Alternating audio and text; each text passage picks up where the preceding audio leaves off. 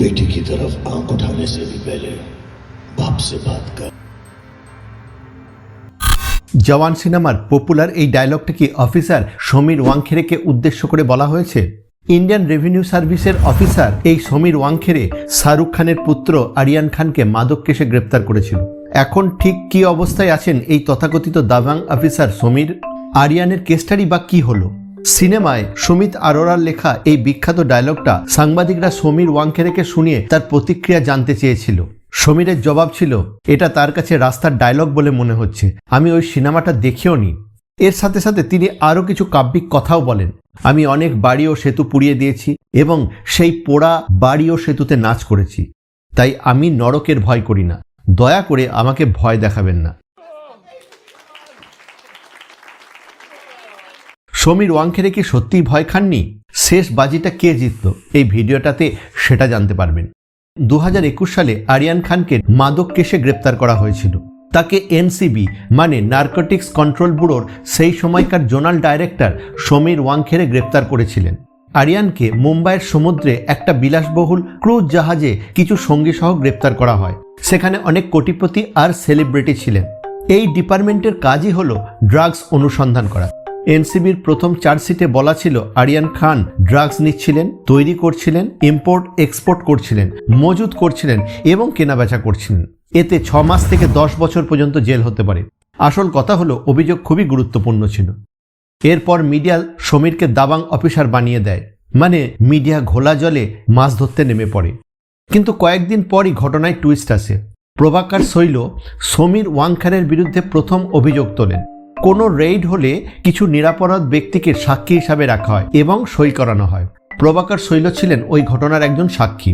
সে কোর্টে অভিযোগ করে তাকে দিয়ে সমীর ওয়াংখেড়ে শাহরুখ খানকে ফোন করায় এবং আরিয়ান খানকে ছেড়ে দেওয়ার জন্য 25 কোটি টাকা ঘুষ চায়। সমীর তাকে ব্ল্যাঙ্ক পেপারেও সই করিয়ে নেয়। এই কাজ করার জন্য তাকে নাকি ভয় দেখানো হয়েছিল। মহারাষ্ট্রের শিবসেনা এমপি সঞ্জয় রাউত এই ঘটনায় আরিয়ান খানের পাশে এসে দাঁড়িয়ে সমীরের কাজের ওপর প্রশ্ন তোলেন।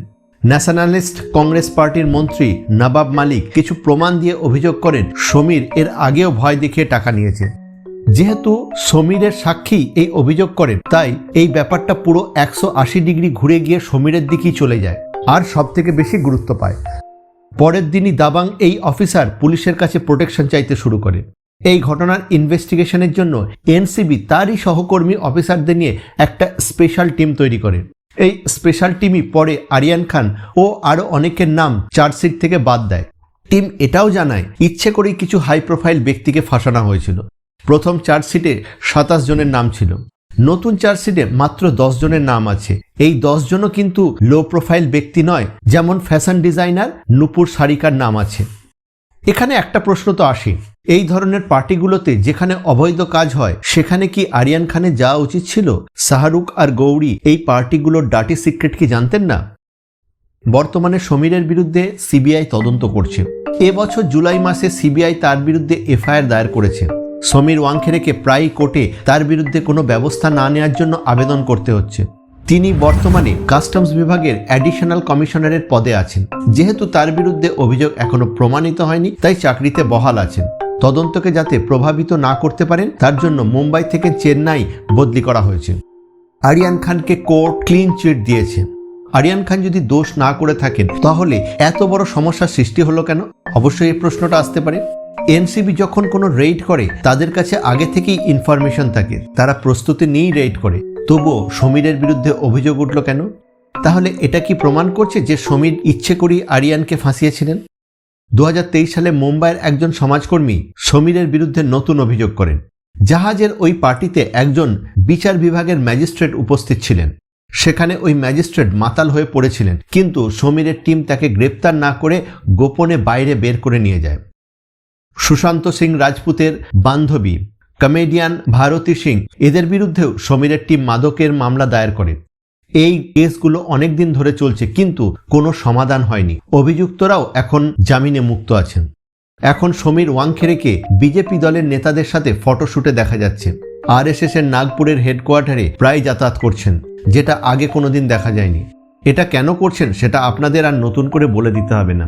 সোশ্যাল মিডিয়ায় বেশি করে মুখ দেখাচ্ছেন, ব্লাড ডোনেশন, ময়লা পরিষ্কার, অনাথ আশ্রমের বাচ্চাদের সাথে জন্মদিন পালন করা, এই ধরনের সমাজসেবার কাজ করছেন আর সোশ্যাল মিডিয়ায় সেটা ফলাও করে প্রচার করছেন। এটাও আগে কখনো দেখা যায়নি। লোকাল নিউজ পেপারে অনেক টাকা খরচা করে পুরো পাতা জুড়ে রাজ্যবাসীকে দীপাবলির শুভেচ্ছা জানিয়েছেন।